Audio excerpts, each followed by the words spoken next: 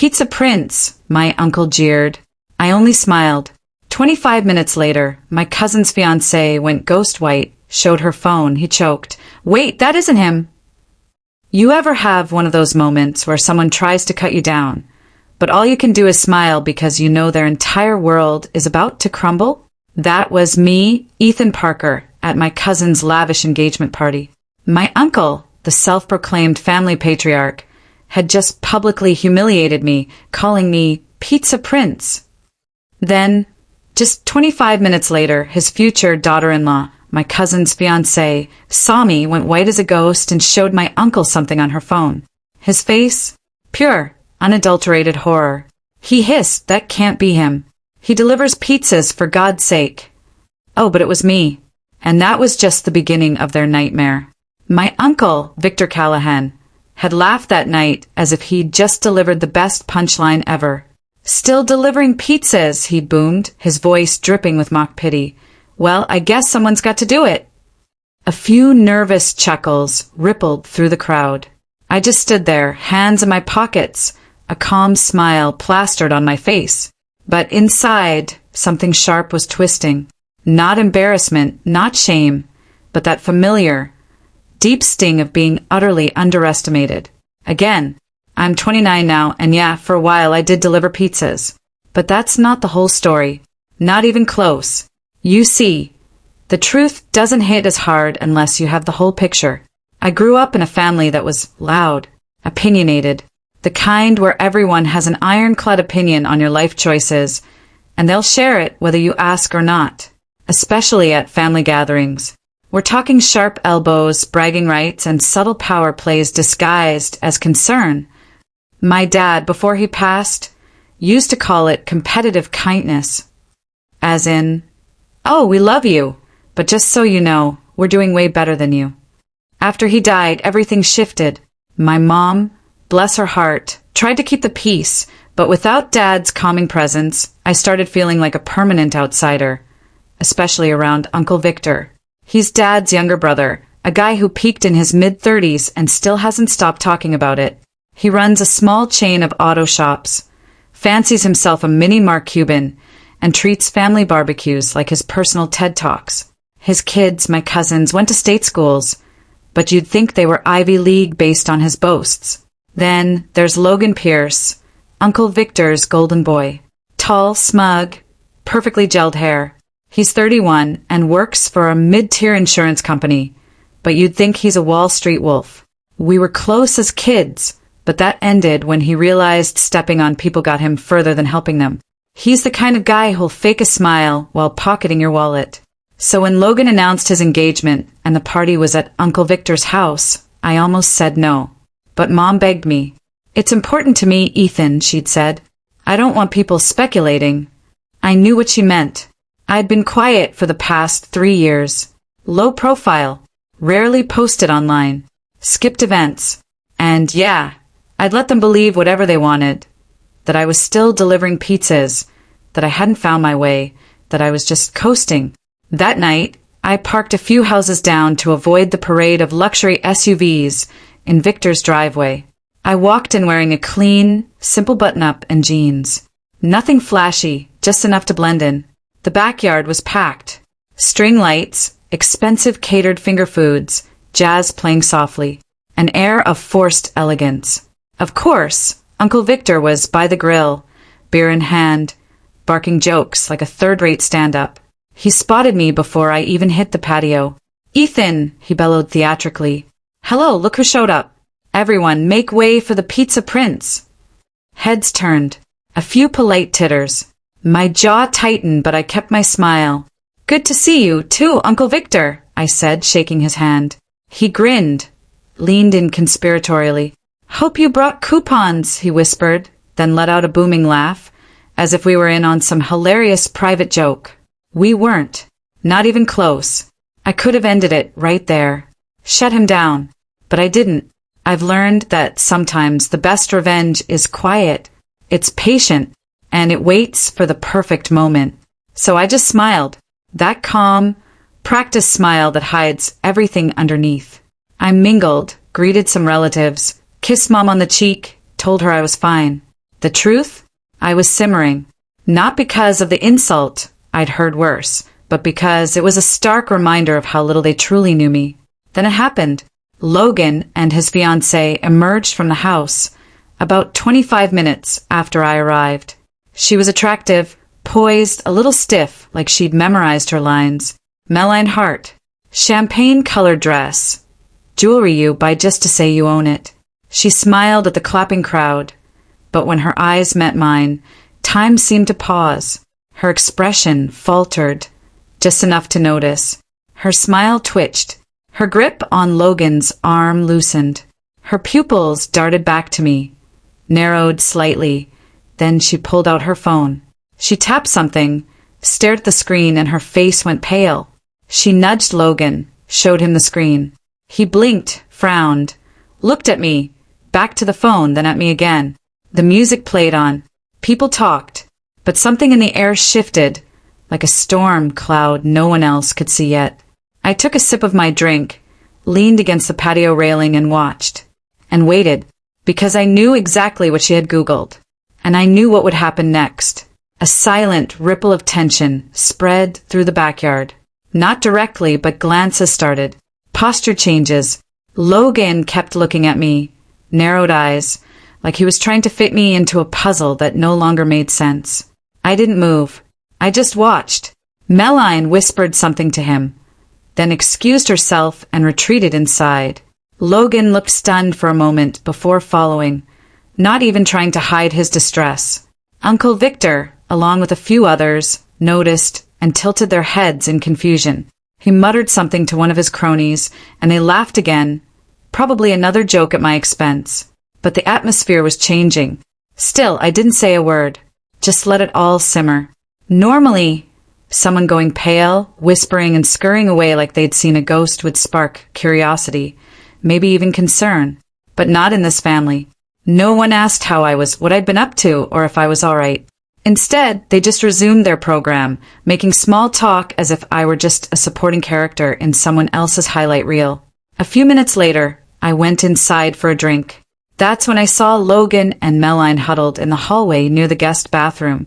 Logan's face had that same expression of disbelief Meline had worn earlier. His voice was low, but as I walked by, I caught the tail end of his sentence. That cannot be him.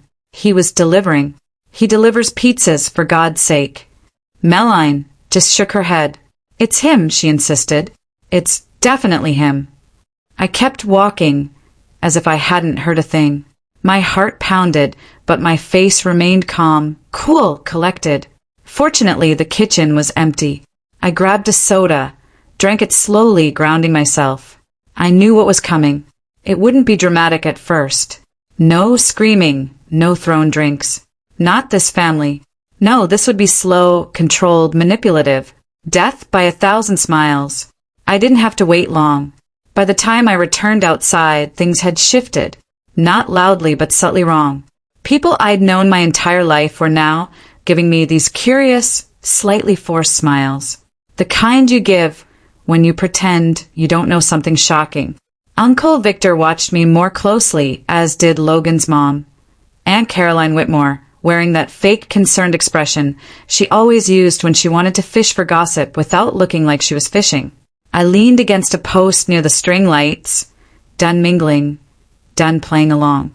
Then Logan approached. The smugness was gone, replaced by perplexity and irritation, as if I had personally duped him and owed him an explanation. "Hey," he said, his voice tight. I raised an eyebrow. "Hey." He looked around, lowered his voice. "So, could you please explain what this is?" He held up his phone. The screen displayed a Forbes article. Not a huge feature, just one of those side stories they run on aspiring entrepreneurs. But my face was there. My name. My company. That was just the bare bones of it. I shrugged. "You searched for me on Google. I guess you found out." He scoffed. "So what? You've just been sitting on this, making everyone think you're still a broke delivery guy? Letting. I repeated. I didn't exactly correct anyone, but I never said I was broke. He laughed quietly but not amused. "You're unbelievable." "I get that a lot," I replied, taking another sip of soda. Do you know what this looks like? He snapped. As if you were trying to make us look stupid. You didn't need my help with that. His jaw tightened. Melanie freaked out. She said you attended a tech conference with Tim Cook last year. What? I tilted my head, pretending to think. Oh yes, that was fun. The guy's weird in person. You're messing with me, he growled. No, Logan, I'm really not. Just then, Uncle Victor joined us. Is everything all right here? He inquired, stepping between us like a referee. Except he wasn't concerned. He was curious, calculating, as if he'd just caught the scent of something juicy and expensive. Everything's fine, I said before Logan could respond. Uncle Victor gave me a long look. Heard there's some kind of mix-up going on, he said, smirking. I didn't realize you were the big tech guy now, Ethan. I shrugged. I don't often bring it up. Doesn't really fit with the overall pizza delivery image. He laughed. This time, though, it wasn't mocking. It was probing. You've been pulling a fast one on us all this time, huh? Nope, I replied calmly. You just never asked. That night should have ended there. Of course it didn't. The story had only just begun to unravel as Melanie and Logan shared their version of what they'd discovered online, and the rest of the family began digging. One cousin found an old Bloomberg interview. Another found my name listed as the founder of a startup that had recently been valued in the low 8 figures. When they saw photos of me at summits, in suits, shaking hands with people they'd only seen on television, the mood changed. Suddenly, I wasn't a failure. I was the unknown variable. They weren't sure what to do with me anymore. And that's when the masks finally came off. The next morning, Mom texted me. Uncle Victor had called her. He wanted to catch up properly and discuss business with me. I laughed and didn't respond, but the call started. Aunt Caroline Whitmore, my cousin Carter Hayes, even Logan, who left a strangely polite voicemail asking if I wanted to grab lunch sometime. I said no to each of them. I assumed that would be the end of it, but they couldn't let it go. A few weeks later, a wedding invitation arrived in the mail. Logan Pierce and Melanie Hart, dressed formally. No +1. That was odd, but whatever. I hadn't planned on going. I set it aside. 3 days later, I received a handwritten follow-up note from Aunt Caroline, full of fake sweetness. We'd love to have you there, Ethan. Perhaps you can finally share some of your projects with your family. Everyone is incredibly proud of you. I crumpled it and tossed it. Then my mother called again. Her voice was quiet, as if she didn't want to be overheard. Ethan, she asked, do you know what they're planning? No, and I don't want to. She paused. They've been telling people that you're funding the wedding. I froze. What? They're telling everyone that you offered, that it was your way of showing gratitude to the family, that you want to reconnect. My blood ran cold. I hadn't spoken with Logan since that night. I had not made a single offer. I hadn't even RSVP'd, but they were using me, my name, my money, to elevate their position. That wasn't just entitled. It was a betrayal. My heart pounded in my ears as Mom continued. And they've been hinting that you're going to speak at the reception, that you're going to give some big speech about family and success and second chances. I hung up. That night, I stared at the ceiling for hours, replaying everything. The lies, the manipulation, the phony kindness, the years of dismissal followed by this desperate, unexpected grab. They hadn't changed. They'd just recalculated, and they assumed I'd play along. They believed they could weaponize my success, the same success they'd mocked when I was broke, tired, and delivering pizzas in the rain. They believed they could once again exert control over me. That's when I made my decision, not out of spite, not just pride, but because some people learn the hard way. I started making calls. I didn't get much sleep that night, not because I was angry, though I was, but because something deeper within me had shifted. That moment my mother told me they were using my name to fund their image broke something. Not a dramatic fall, but a quiet shattering, a realization I'd been avoiding for years. I'd never felt a part of this family, at least not in the way they claimed. Deep down, I think I always knew. I just kept hoping things would get better, that if I worked hard enough, succeeded big enough, they'd finally see me. Not as an underachieving child whose father died too young. Not as the pizza guy. Not as a cautionary tale. Just Ethan. But that moment, hearing they'd built an entire narrative around me without my knowledge for their own gain, it cut through everything. No more hoping. No more waiting. I needed to make a choice. Play along to keep the peace, or finally step back and take control of the narrative. That's when I started making calls. But before we get there, I need to explain something. See, the part they never knew or cared to inquire about was what happened after I reached my lowest point. They knew I delivered pizzas a few years ago. Yes, that part was accurate. They just didn't know why. 3 years after graduating from college, I lost everything. I'd landed a job at a promising fintech startup right out of school. It wasn't glamorous, but I believed in the product and the people. I threw myself into it, long nights, no weekends, pouring my heart and soul into something I thought was important. But then the funding dried up. The CEO resigned. Investors backed out. And I was out of a job. I tried freelancing, consulting, took on debt to stay afloat. My savings ran out faster than I expected.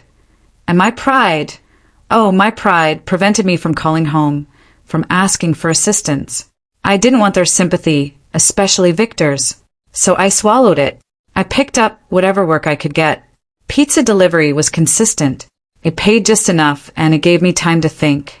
People always think of those jobs as the bottom of the barrel, but I met some of the most grounded, hardworking people during those shifts.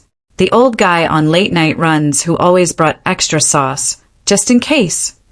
The college dropout who could reassemble a motorcycle engine from scratch. The single mother who worked 2 jobs and laughed louder than everyone else on staff.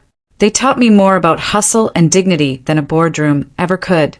And during those late-night shifts, I began sketching out ideas, concepts, business models. I'd get home around 1:30 a.m., crash for a few hours, then wake up to work on prototypes. I didn't have much, but I had time and I had motivation. Eventually, one of those concepts stuck.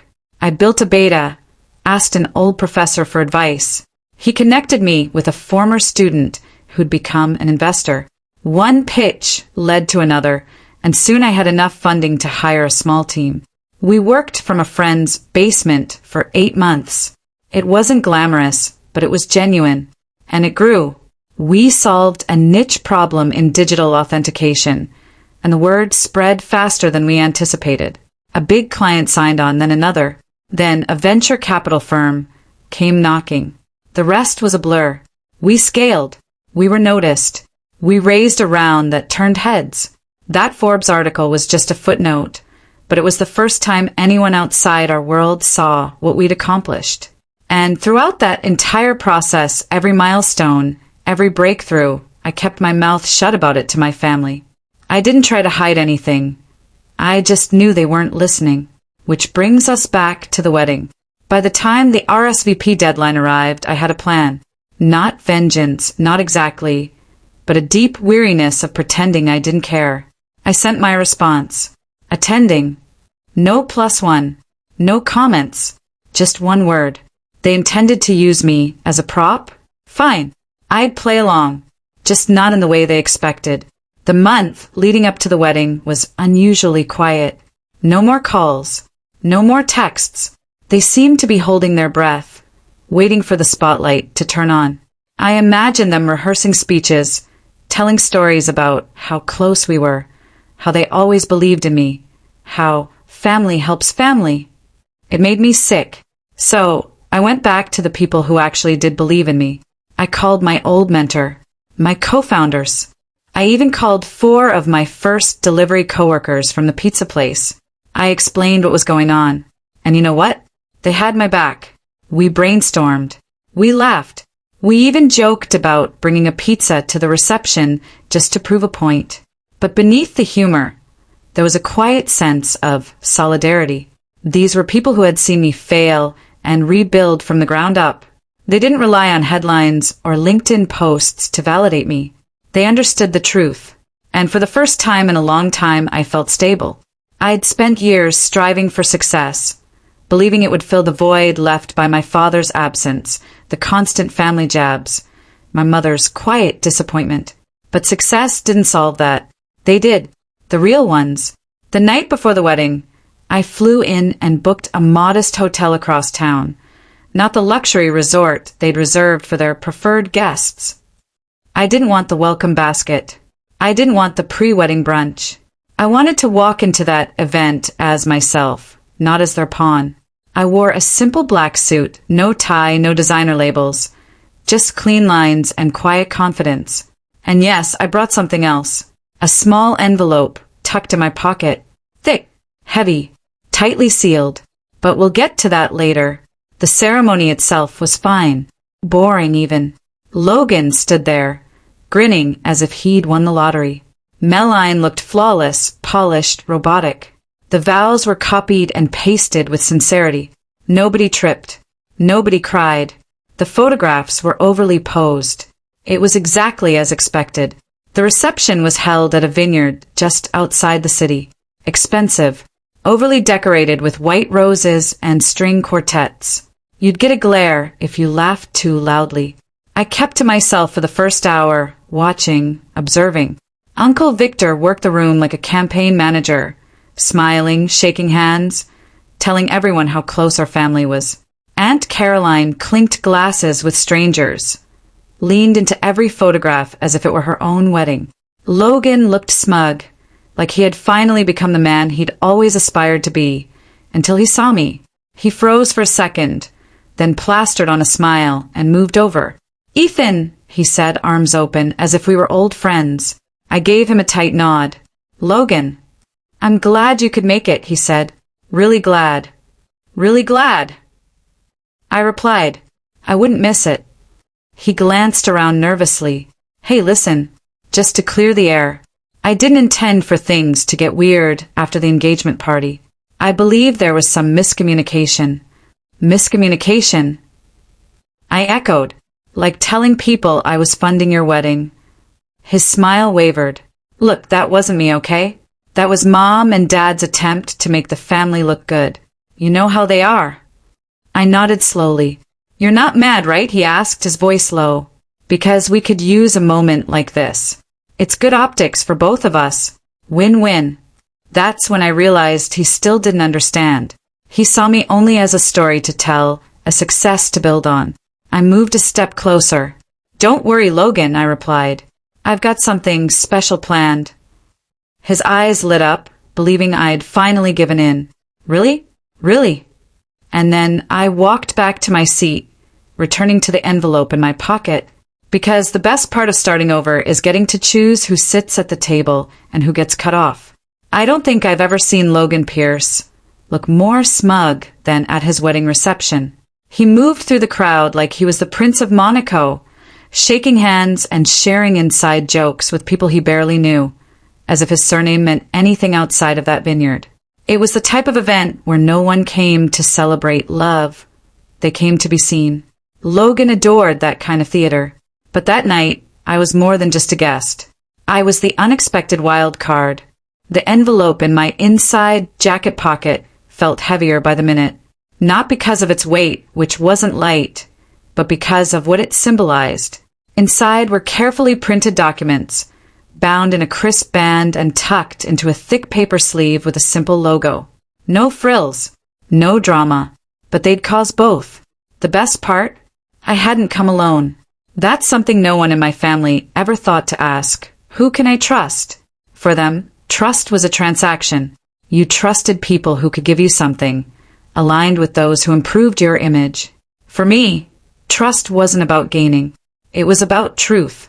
Loyalty forged in dark, quiet places, over coffee at 3 a.m. after a failed pitch, on rainy pizza shifts, lending gas money without asking, in that dingy basement startup office, when we nearly gave up but didn't. Those are who I called. Some of them attended the wedding, not in tuxedos, not on the guest list. See, when you start from the ground up, you learn how to work in the background. You learn how to move without drawing attention until it's too late. Most importantly, you learn how to identify leverage, where it hides, how to use it, and when to strike. The weeks leading up to the wedding weren't just spent stewing, venting, or coming up with clever one-liners. I spent that time doing what I do best, research. I didn't go digging for dirt because I wanted revenge. I dug because I needed to know who I was dealing with. I needed to know how deep the rot was. Logan Pierce had secrets. Of course he did.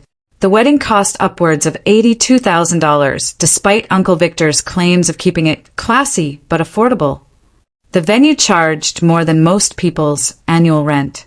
The dress code was black tie optional, but black tie was considered mandatory. There were signature cocktails named after the couple, live jazz, a photo booth with a branded neon sign and imported flowers. All of this should have raised red flags, especially given Logan's modest salary at the insurance company. But no one in the family questioned it. They simply assumed the money came from me. It was their mistake. They counted on my silence. But I only speak up when it matters. I learned from a mutual acquaintance who used to work with Logan at his firm that he'd been floating investment opportunities to coworkers for the past year, telling them he had an inside track with a startup, my startup, and that if they invested now, they'd see returns within 8 months at the very least. It wasn't even subtle. He used my name. He showed people my press clippings, screenshots of my LinkedIn, statistics from articles I'd written, and told them he had a direct line to me, that I trusted him, that we were practically co-founders. The kicker? He'd already made nearly $68,000. It wasn't enough to cover the entire wedding, but it gave him enough leeway to book vendors and pretend he was paying out of pocket. The rest stemmed from quiet promises made to Uncle Victor's friends, businessmen who thought they were investing in the next technology unicorn. Men who assumed that if Victor's nephew was in charge, the entire operation must be legitimate. Except, to me, no one else blinked twice when they heard the lie. So, I gathered receipts and statements, contacted my legal team, asked them to review the claims. We didn't want to push anything through the courts just yet, but we wanted to be prepared. I even phoned one of the investors. Let's call him Graham Sterling. Graham Sterling was a mid-tier real estate developer with an unusually pleasant demeanor. I expected arrogance, but instead, I got a man who sounded genuinely duped. You were prioritizing friends and family investors, Graham told me. Logan said the round was already nearly half full, and I needed to act quickly. How much have you given him? $30,000. I cashed out some stocks. I felt a pit forming in my stomach. Do you realize I never authorized any of that? I spoke carefully. There was a prolonged pause. I do now. He wasn't angry, but rather disappointed. And those are the people I can't bear to see hurt. The ones who believe too quickly, trust too deeply, and simply want to be a part of something. That's when I realized I couldn't let this slide.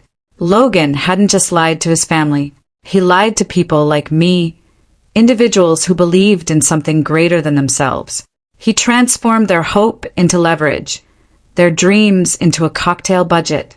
So I requested favors. Graham Sterling attended the wedding, not as a guest, but as a +1 for one of my co-founders who had RSVP'd at the last minute under a false name. He wore a simple suit, nothing flashy, and brought a file folder. Copies of everything were inside. Statements, emails, screenshots. Proof. We weren't going to start a war that night, but we were going to lay a landmine. And the envelope in my jacket pocket? That wasn't for Logan Pierce. It was for Uncle Victor Callahan. Because while Logan was telling lies, Victor was spreading them. He was the one calling around after the engagement party, implying that Ethan is going to set the family up for life. The one informing Aunt Caroline that I was working on a family trust. The one who informed his friend group that I had agreed to consult on their businesses as a favor for family. He weaponized my silence just as Logan did. So I waited. The reception went on. Speeches were made. Toasts were given. Meline's father spoke for 25 minutes about love and commitment. Victor delivered a boisterous speech about family legacy and ambition, mentioning twice how proud he was of his nephew, the entrepreneur. I clapped along with everyone else. Then Logan Pierce took the microphone. He delivered a brief, rehearsed speech about meeting Melline, falling in love, how she'd transformed his life. There was laughter, a few ahs. A brief pause that allowed tension to build. Then he said it.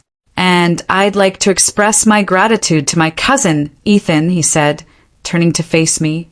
"Most of you recognize him as the mastermind behind Signalbox. And let's just say that his support has been incredible. We wouldn't be here without him."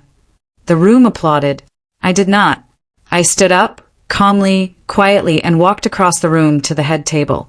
Uncle Victor Callahan smiled like a man about to receive a paycheck. I paused beside him and took out the envelope. "Slide it across the table for you," I replied. He blinked. "What is this?" I leaned in. "Proof." Then I turned to walk away. There was no drama, no mic drop, no shouting, but I could feel eyes following me. Victor opened the envelope. I didn't need to see it. I knew as soon as he read the first page. His face lost its color. He flipped through the stack, quickly, desperate. Logan leaned over, tried to read. Victor slapped his hand away. Melline looked perplexed. Aunt Caroline seemed concerned. Graham Sterling watched from across the room, arms folded. And me? I walked outside and breathed in the cool night air. Because revenge isn't always loud. It's the moment they realize the game has ended, and you've already left.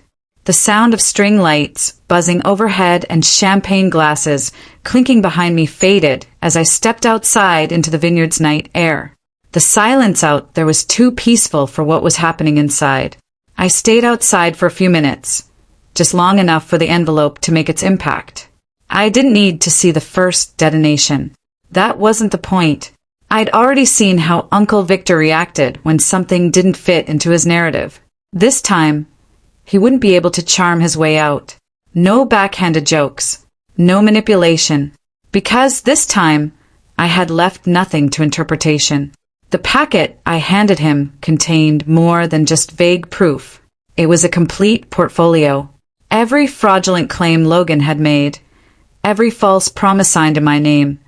Every lie told by Victor to gain business clout in his own social circle. My attorney even sent me a polite letter in clear professional language. This is not a formal cease and desist order, nor is it a notice of legal action. However, if Mr. Ethan Parker's financial misrepresentation and defamation continue after the date of delivery, or if Mr. Parker is found to have suffered additional reputational damage as a result of Mr. Logan Pierce's false claims, our firm will send you additional legal correspondence. It was elegant, undeniable, irrefutable. By the time I returned inside, I didn't need to say anything. I could see it on their faces. Logan Pierce was pale and sweaty, his arm tightly wrapped around the back of Melline Hart's chair, which was now visibly leaning away from him. Her parents stood off to the side, whispering, their expressions shifting between confusion and dawning horror. Uncle Victor Callahan sat frozen, flipping through the last few pages repeatedly, hoping something had changed. Nothing had. Graham Sterling, the investor duped by Logan, approached the table with my co-founder beside him. They introduced themselves, calmly and politely. Graham even smiled as he spoke. "Hello again, Logan," he said. "Funny seeing you here." Logan Pierce stood too quickly, knocking over his glass. "Graham, I can explain." "No need," Graham replied, raising a hand. "I'm not here to argue. I just wanted to let you know that I've started the process of filing a fraud complaint with the SEC, and my lawyers are preparing civil charges. You will hear from them soon. I expect full restitution for the $30,000 I gave you under false pretenses, plus damages." Logan looked at his father like a child seeking permission to cry.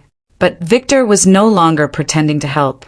He sat slack-jawed, his empire of smoke and mirrors crumbling in front of him. That's the thing with people like him. They're fine as long as they control the narrative. But take away their script and they're lost. "Victor," Graham Sterling said, turning toward him, "you vouched for your son. You mentioned that Ethan personally backed the investment. You told my wife over dinner that you were assisting with the payout schedule. Victor opened his mouth, but no sound emerged. Don't worry, Graham Sterling said. You'll also receive a copy of the filing. Just a formality. The room was silent. No music. No chatter. Even the waitstaff paused at the edge of the room, as if they were aware they were watching something both delicate and explosive at once. Then, I did, I responded. You ignored me. Then you lied about me. Then you tried to profit from me. His gaze shifted to the guests, who were visibly uncomfortable, pretending not to listen, but failing. And for what? I asked. A wedding? A photo op? You used my name and silence to sell a lie to investors, to Melline Hart, to your own family. Melline looked at him. Not how someone looks at a man they love. It was the way someone looks at a broken painting in a gallery and wonders how they could have ever seen beauty in it. I didn't mean, he began. You meant every word, I replied. You just didn't think I'd speak up. I looked up to Logan Pierce. He was sweating now, and his expensive suit did nothing to hide how small he appeared. He opened his mouth, presumably to plead, lie, or spin. But I cut him off with a single raised hand. I didn't come here to ruin your wedding, I said calmly and firmly. I came here to stop you from ruining other people's lives. Who? He stammered. You could have simply called me. He attempted to take a step toward me, but Melline Hart rose from her seat and moved between us. She didn't even look at him. She turned to face me. Ethan, she replied quietly. I had no idea. I swear. I know, I replied. I saw it on your face the second you looked me up. She nodded, wrapping her arms around herself. We'll talk, she said, more to herself than to him, before walking away, not toward her parents or the crowd, but toward the exit. Logan Pierce took a shaky step after her before stopping. Nobody moved to stop him, and no one moved to help. The DJ, unsure what to do, gently resumed the music, but the illusion was shattered. The toasts were finished. The vibe was poisonous. One by one, people began leaving. Some made polite excuses.